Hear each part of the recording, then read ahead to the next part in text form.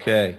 Hey, talking about PMPRB, I have to say it's probably, I'd say it's one of the most strategic things that that's of concern to me. It's complex, it's boring to talk about, but it's extremely strategic. And when you think about the lifeblood of our industry, PMPRB plays a big role here. So let me give you an update on where we are with PMPRB. I want to talk about, oh, I got a slide here, the queue. Here's what I'll talk about, the consultations on the excessive price guidelines. There, believe it or not, there have been consultations. Walk you through that. Discussions between RX&D and the PMPRB, the judicial review, and the PMPRB appearance before the House of Commons. And then finally, the reality of where we are, and we'll wrap up with a few questions for the group. Let's talk first about the consultations on the excessive price guidelines. Since May of '06, the PMPRB started a process to revise their excessive price guidelines. The PMPRB has held extensive consultations.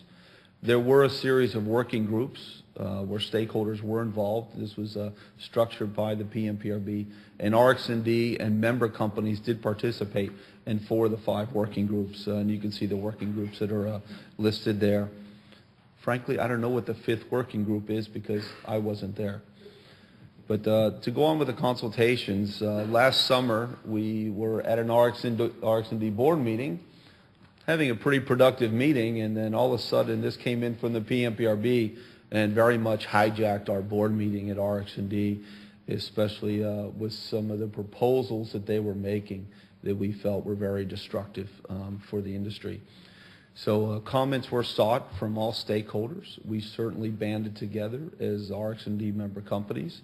And the main concerns expressed by RX&D and the member companies, it's not clear regarding the purpose or objectives or the rationale of the proposed changes that PMPRB is recommending. They represent an unprecedented regulatory intervention into the pharmaceutical industry, and lack of clarity regarding the proposed changes and how they will work, and then increased regulatory burden, and this will discourage the offering of compassionate access programs that member companies have for patients throughout Canada. We don't quite understand the financial impact.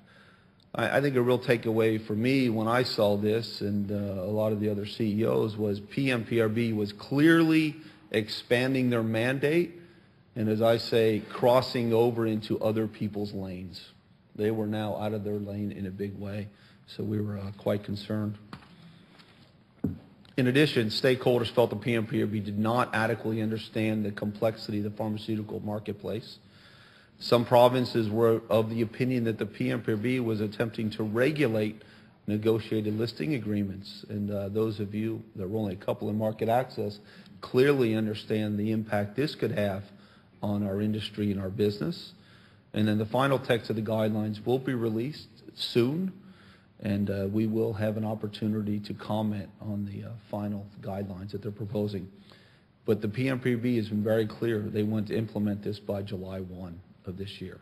So when we do get this, and we're expecting some feedback very soon, we've got to act quickly, mobilize quickly, and prepare our responses to PMPRB. There have been high-level discussions between RX&D and the PMPRB, and they did recognize some of the concerns raised by our patented companies. They don't always agree with everything that we raise as objections, but they do understand our concerns. So it was mutually agreed that there will be a series of meetings between some of the RX&D board members, and then we formed a subcommittee with Phil Blake, Mark Jones, and Russell. We're on this subcommittee representing RX&D, would meet with board members of PMPRB. So there were a couple of meetings between December, and the meetings continue on.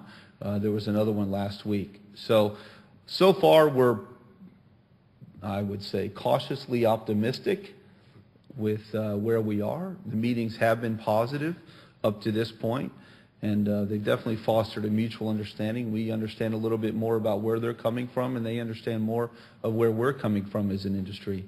And technical issues have definitely been discussed, and principles regarding the mandate of the function of the PMPRB have been highlighted, and then finally a strong foundation has been set for the future. in our discussions with PMPRB.